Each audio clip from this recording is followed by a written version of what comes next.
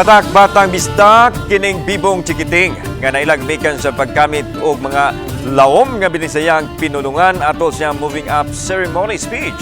Atong ila-ilahon ang Batang Bisdak pinagi sa report ni Mark Reggie Abelia.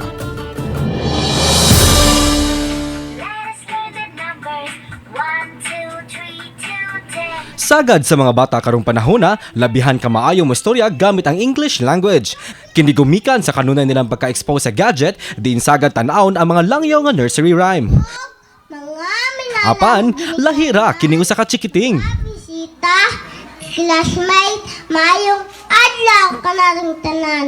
Karoon, ang pinakamadating adlaw na to, isip sa kadyante sa kindergarten.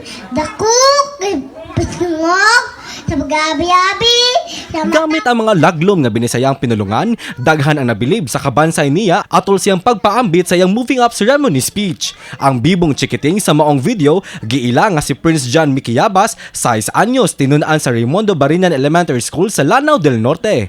Bisan pa man nagkayungit na kini og storya, apan padayon gihapon siya sa iyang speech.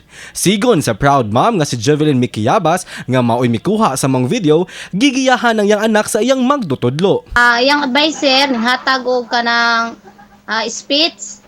Then ako siyang gituluan sa balay sa dili pa siya matulog. Then inigmatag buntag sayo sir sa di pa po siya maligo, ako po siyang praktisan.